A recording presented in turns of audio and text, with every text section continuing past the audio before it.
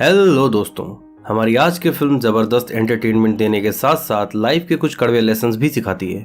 Film की complex story telling इसको थोड़ा पेचीदा बनाती है, जिस वजह से इसे एक्सप्लेन करना दूसरी फिल्मों के मुकाबले थोड़ा ज्यादा चैलेंजिंग था। तो वीडियो को अंत तक जरूर देखें और पसंद आए तो लाइक भी करें। फिल्म का नाम है द मर्सीलेस, जो 2017 की South Korean action crime thriller है। So without wasting any time फटाफट शुरू करते हैं इसका एक्सप्लेनेशन। फिल्म के पहले सीन में हम इसके लीड कैरेक्टर हान को देखते हैं, जो एक गैंगस्टर है। वो किसी जेल के बाहर एक कार में बैठा अपने साथी का इंतजार कर रहा है। कुछ ही देर बाद इस फिल्म का सेकंड लीड, जिसका नाम जॉन है, जेल से बाहर आता है। जॉन पिछले 3 सालों से जेल में ही था और हान और जॉन की दोस्ती भी जेल में ही हुई थी। ये दोनों यहाँ मिलते हैं। इसके बाद हान जॉन को अपने साथ अपने बॉस से मिलवाने के लिए ले जाता है। फिल्म के इस पहले सीन को याद रखना है, क्योंकि इसकी कहानी इसी दिन के आगे और पीछे चलती है। अगले सीन में हम इस शहर की एक बड़ी पुलिस ऑफिसर चुनसुक को देखते हैं, जो पिछले काफी सालों से हान की गैंग के पीछे पड़ी है, लेकिन एविडेंस की कमी होने की वजह से वो इस गैंग का आज तक कुछ भी नहीं बिगाड़ पाई। यहीं हम हान के बॉस मिस्टर को देखते हैं, जो कहने को तो मछलियों का व्यापारी है, लेकिन असल में ये ड्रग्स का एक बड़ा स्मगलर है। चुनसुक मिस्टर को धमकी देने आई है कि जिस दिन भी उसके हाथ इस गैंग के खिलाफ सबूत लगा, वो पूरी गैंग को जेल की हवा खिलाएगी। जब वो यहाँ से जाने लगती है, इसी समय हान भी जॉन के साथ यहाँ पहुँचता है। वो जॉन की कम उम्र को देखते हुए उस पर तंज कसती है और फिर सबको धमकी देते हुए यहाँ से चली जाती है। इसके बाद फिल्म में हमें आज से 3 साल पहले का समय दिखाया जाता है, जब हान ने जॉन को पहली बार जेल में देखा था। जेल में स्लैप फाइटिंग चल रही थी, जहाँ 2 लोग एक दूसरे को बारी बारी से तब तक थप्पड़ मारते हैं जब तक कि उनमें से एक हार न मान ले। एक कैदी जो इस खेल का चैंपियन था, कोई भी उसके साथ थप्पड़बाजी के इस कंपटीशन के लिए तैयार नहीं होता। और इसी वक्त जॉन, जो इस जेल में अभी नया ही आया था, उस फाइटर को चैलेंज करता है। इस चैंपियन कैदी के मुकाबले जॉन काफी पतला दुबला था, तो लोगों को लगा कि ये तो एक थप्पड़ में ही ढेर हो जाएगा, लेकिन जॉन उसका मुकाबला काफी बहादुरी से करता है और दनादन ये दोनों एक दूसरे पे थप्पड़ बरसाने लगते हैं। इसी बीच जॉन चीटिंग करते हुए उसके मुंह पे थप्पड़ की बजाय पंच मार देता है और इस कंपटीशन को जीत लेता है, जिससे नाराज होकर उस चैंपियन फाइटर के साथी कैदी जॉन पे हमला कर देते हैं। लेकिन जॉन बहुत ही स्मार्टली उन सब की भी पिटाई करता है और तभी जेल के गार्ड्स आके इन सब को अलग करते हैं। हान को भी पता है कि जॉन ने चीटिंग की थी, लेकिन उसको जॉन का ये अंदाज पसंद आया। रात को हान जॉन से मिलने के लिए उसकी सेल में जाता है और उसे समझाता है कि आज तुमने जिन लोगों से पंगा लिया वो काफी खतरनाक हैं, तो आगे से थोड़ा संभल के रहना। जेल में अगली सुबह जॉन किसी आदमी से हान के बारे में पूछता है। वो जॉन को बताता है कि हान यहाँ का सबसे पावरफुल कैदी है। उसके जेल में आने से पहले यहाँ काफी सारे छोटे मोटे बॉस हुआ करते थे, लेकिन हान ने उन सबकी पिटाई करके उन्हें ठीक कर दिया। इस जेल में होने वाली सिगरेट्स की सप्लाई को ये अकेला ही डील करता है और यहाँ के काफी सारे कैदी उसे अपना लीडर मानते हैं। इसके बाद कहानी एक बार फिर से प्रेजेंट में आती है और आज जॉन को जेल से छूटे 13 दिन हो चुके हैं। मिस्टर को अपनी गैंग के लोगों के साथ किसी रिजॉर्ट पे पार्टी कर रहे हैं। वो जॉन से कहते हैं कि हान तुम्हारी काफी तारीफ करता है और मुझे खुशी है कि तुमने जेल से निकलने के बाद हमारी गैंग ज्वाइन की। इसी पार्टी में मिस्टर को का भतीजा किम भी है, जो जॉन को कुछ खास पसंद नहीं करता, क्योंकि उसे डर है कि आने वाले समय में कहीं जॉन उसकी जगह न ले ले। वो फ्रस्ट्रेशन में जॉन से बहस करने लगता है और जॉन भी उसकी अच्छी खासी इंसल्ट करता है। किम के इस इमेच्योर बिहेवियर से नाराज होकर मिस्टर को उस पे थप्पड़ों की बारिश कर देते हैं और उसे समझाते हैं कि तुम भी अपने बाप के जैसा इडियट मत बनो। भरी महफिल में हुई इस बेइज्जती से दुखी होकर किम साइड में जाके रोने लगता है। हान वहां पहुंच के उसे दिलासा देते हुए समझदार बनने को कहता है। कहानी एक बार फिर से पास्ट में जाती है और यहाँ जेल में एक नए कैदी की एंट्री हुई है। इस नए कैदी का नाम है डॉनी और ये एक बहुत ही खतरनाक गैंगस्टर है। हान भी डॉनी के बारे में जानता है, इसलिए वो जेल में उससे दुश्मनी नहीं करना चाहता। वो अगले दिन डॉनी के पास जाके उसे बिजनेस का ऑफर देता है कि जेल में होने वाला सिगरेट का बिजनेस हम दोनों में 50-50 बटेगा, ताकि हम दोनों में किसी तरह का कंपटीशन या झगड़ा ना हो। डॉनी हान का मजाक उड़ाते हुए उसका यह ऑफर रिजेक्ट कर देता है। इसी वक्त एक कैदी हान को आके बताता है कि उसके किसी आदमी को गार्ड्स ने बहुत बुरी तरह से पीटा है। हान वहां पहुंच के जेल के चीफ वार्डन से मिलता है और वो समझ जाता है कि डॉनी ने इसको मुझसे ज्यादा पैसे देके अपनी तरफ कर लिया है। हान के सवालों से नाराज होकर वार्डन उसे अपने गार्ड से बहुत पिटवाता है और फिर वो उसे जेल की किसी काल कोठरी में बंद करवा देता है। फिलहाल डॉनी ही इस जेल के सारे कैदियों का बॉस है, लेकिन वो जानता है कि हान एक खतरनाक आदमी है, तो वो उसे जान से मारने का प्लान बनाता है।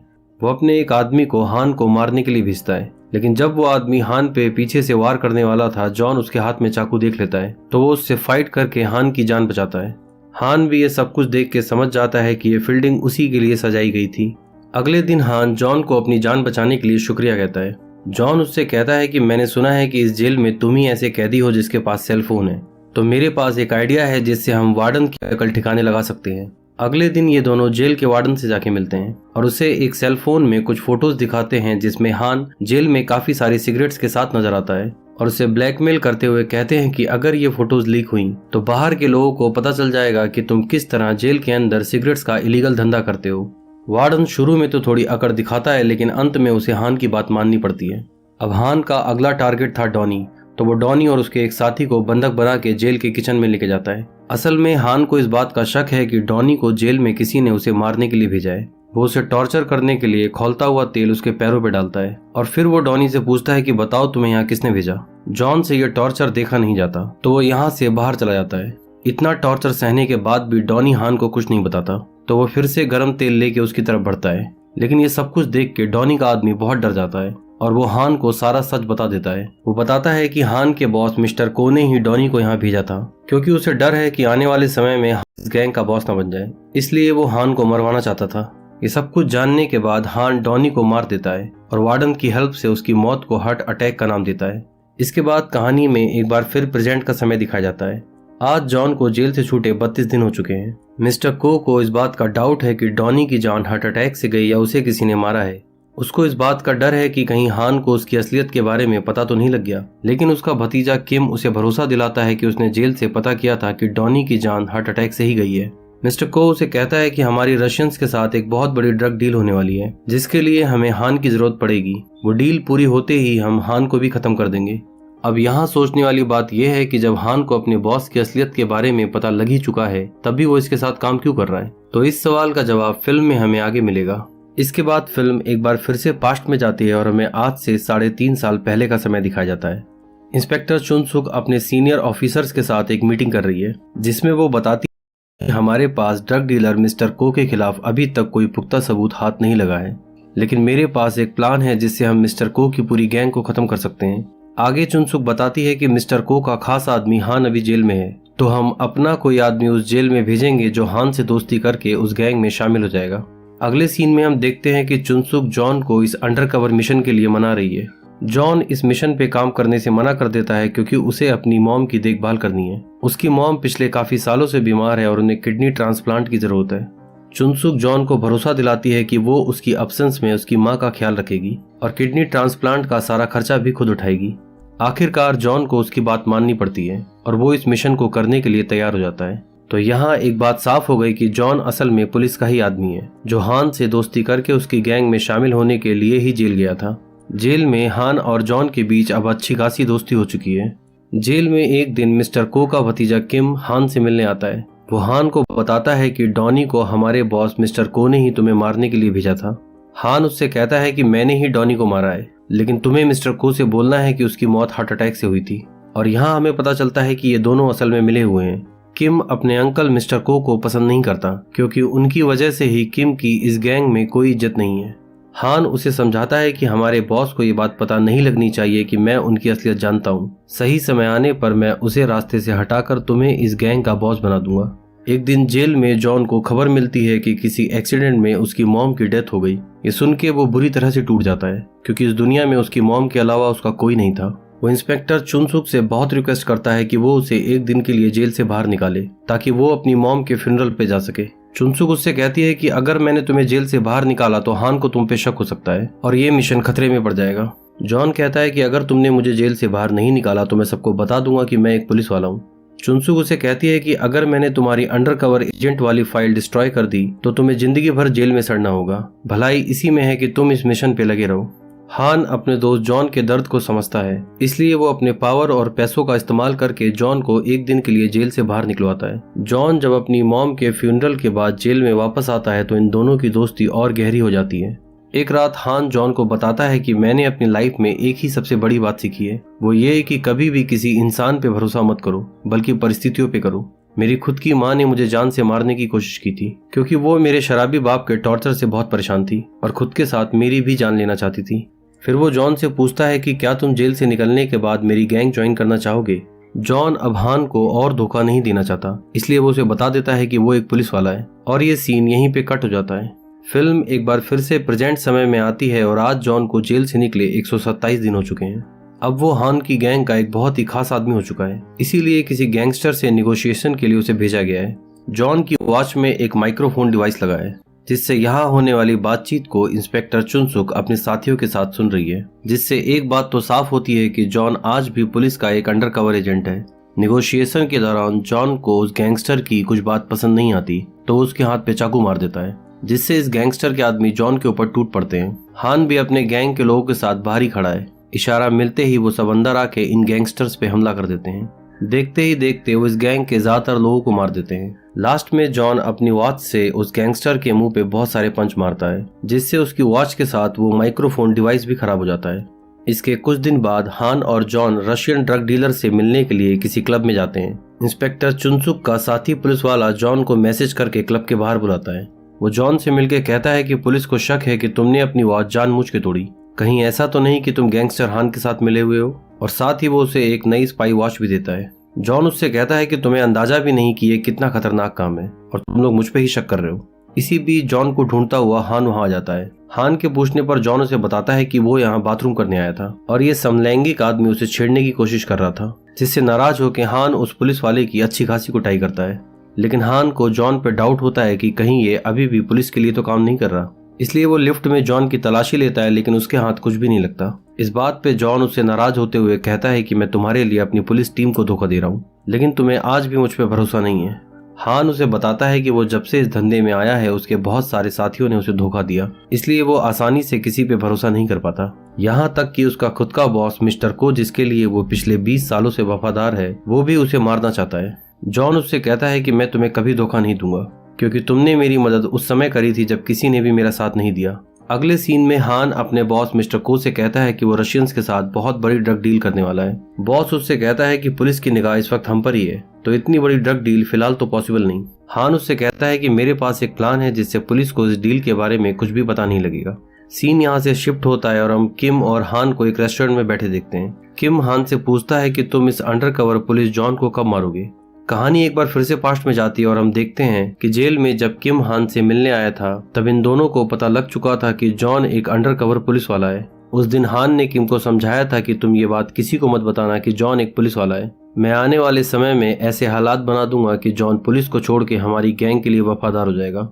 और इसीलिए जिस एक्सीडेंट में जॉन की मॉम की डेथ हुई वो असल में हान ने ही करवाया था। बाद में उसने अपनी पावर का इस्तेमाल करके उसे एक दिन के लिए जेल से बाहर निकाला, लेकिन जॉन को इस बारे में कुछ भी नहीं पता था। उसकी नज़र में तो हान उसका सबसे अच्छा दोस्त था और इन्हीं सब बातों से इम्प्रेस होकर उसने हान के सामने ये कबूल कर लिया था कि वो एक पुलिस वाला है, लेकिन अब से वो हान की गैंग के लिए हमेशा वफादार रहेगा। सीन एक बार फिर से प्रेजेंट में आता है और हम जॉन को उसकी माँ की कब्र के पास बैठा देखते हैं। अचानक से कुछ लोग उसे यहाँ से किडनैप कर लेते हैं। जब उसके मुंह से कपड़ा हटता है तो वो देखता है कि इंस्पेक्टर चुनसुक ने ही उसे किडनैप करवाया है।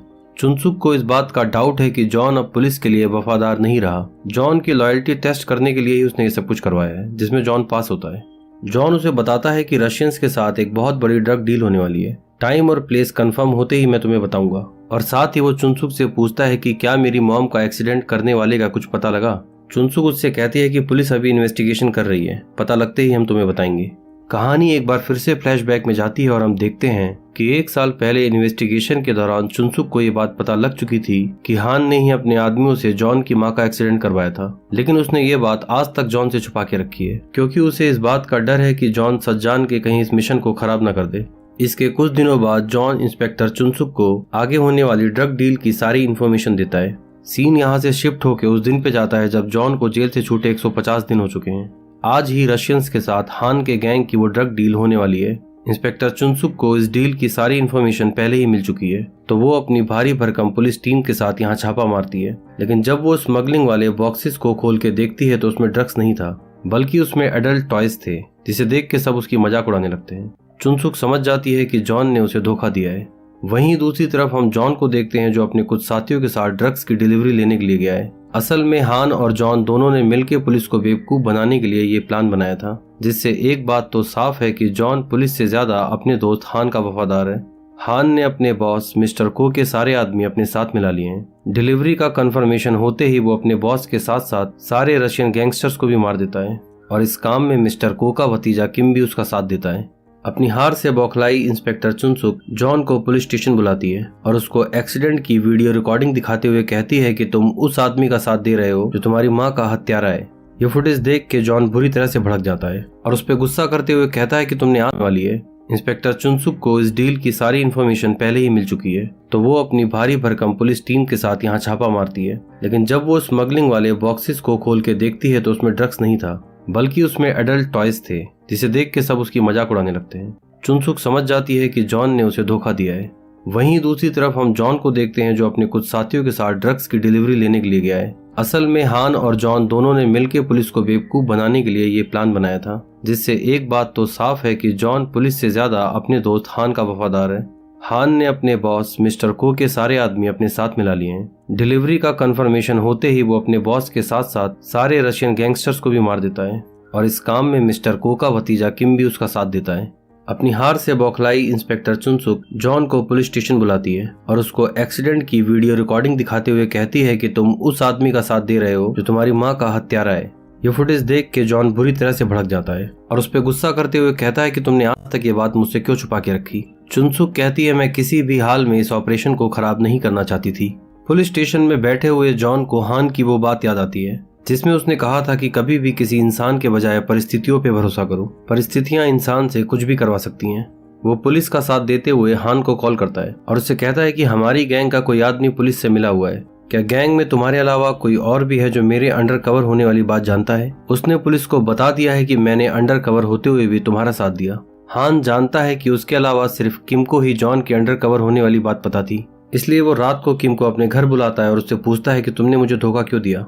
किम कहता है कि मैंने तुम्हें कभी धोखा नहीं दिया, ये जरूर पुलिस की कोई चाल है। हान अपने दोस्त जॉन पे बहुत भरोसा करता है, इसलिए वो किम की किसी भी बात पे विश्वास नहीं करता। किम उसके सामने गिड़गिड़ाता रहता है, लेकिन हान उसे पीट पीट के जान से मार देता है। इसके बाद हान सारा ड्रग्स और पैसा लेके अपने उस पुराने अड्डे पे जाता है जहाँ जॉन ने उसे मिलने को बुलाया है। बाहर खड़ी गाड़ियों को देख के उसे शक होता है कि शायद जॉन ने पुलिस के साथ मिलके मेरे लिए फील्डिंग सेट कर दी है, लेकिन फिर भी वो अंदर जाके जॉन से मिलता है। जॉन हान से कहता है कि तुम आखिर किस तरह के इंसान हो, तुम्हें लोगों की जान लेने में बिल्कुल भी हेजिटेशन नहीं होती।